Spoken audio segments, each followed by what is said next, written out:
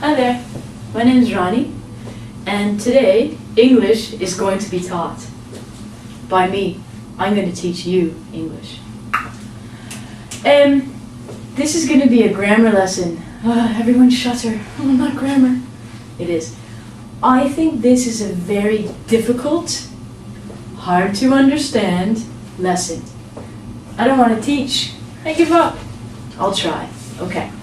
Today we're going to learn about passive. The opposite of passive is active. In our everyday goings-ons, we usually use active sentences. An example of this is I eat lunch. Okay? In this sentence, the focus or the importance is on the subject or me. Okay?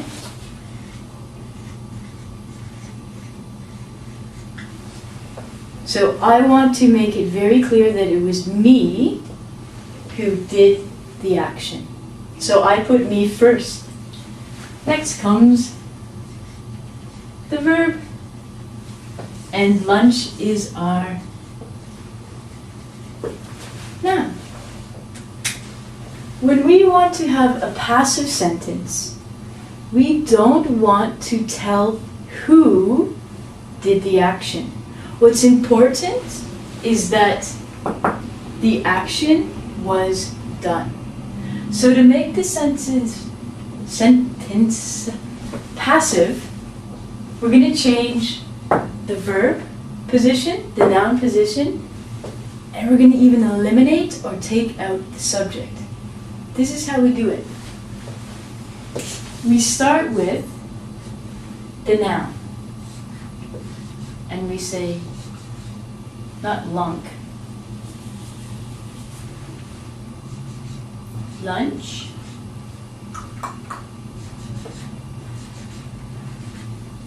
Was eaten. In this sentence, we don't know and we don't care who ate the lunch. What is important is that it was eaten. To form a passive sentence, we take the noun plus to be verb, and we use the P. P or the past participle. The past participle is the third tense of the verb. For example, eat, ate, eaten. The way that I like to remember this, we pronounce this like the number 1, 2, 3, 4, 5, 6, 7, 8. Eat, ate, eaten. So when we make a passive sentence, you always have to put was and the past participle of the verb. You also have to know when or why, very important, we actually have to use the passive. As I said before, we use it when we don't want to tell the person who did the action. Maybe we simply don't know who did the action, or it's a secret. For example, when I was a child, my brother and I were given cookies. Okay? And we would both eat all of the cookies. My brother, he would eat the last cookie. So my mother would say, "Who ate all the cookies?" My brother would say, "I don't know." And I would say, "It was him. He ate the cookies." Now, if he was smart, he could answer in the passive. And he could say, "Cookies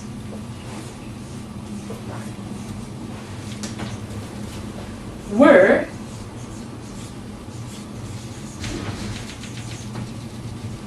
eaten." All right? You have to be careful here because cookies is plural, you need to use were. So if it is a plural noun, we need to use were. Lunch is singular. So with the singular noun, we use was. And you always need the PP or the past participle. One really good example of when you really need to use the passive is this. We have hair. Sometimes it grows very long. We need to go to a place to have our hair cut. If I use an active sentence, I would say, I cut my hair. But most of the times we do not cut our own hair. Probably because we can't get the back and it's pretty dangerous and you probably look funny as well. So, in this case, you need to use the passive. You need to say, my hair, and we don't need a capital on that, was cut. We don't know who cut it, and we don't care who cut it, okay? If you wanted to include who did it, you can say by, and then the person. So for example, I can say my hair was cut by Bobby. Bobby the barber cut my hair. It's active, but you can say my hair was cut. Cut is going to be a very nice verb because it doesn't change.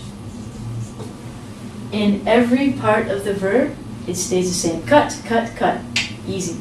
So remember, the next time you go and get your hair done, and you tell your friends, I cut my hair, they're going to say, wow, you did a good job. And then you're going to go, oh, no, I didn't cut my hair.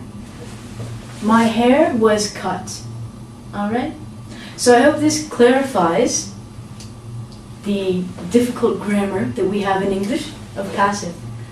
Please go to ingvid.com and you can have a quiz and you can test your knowledge on the passive. Bye!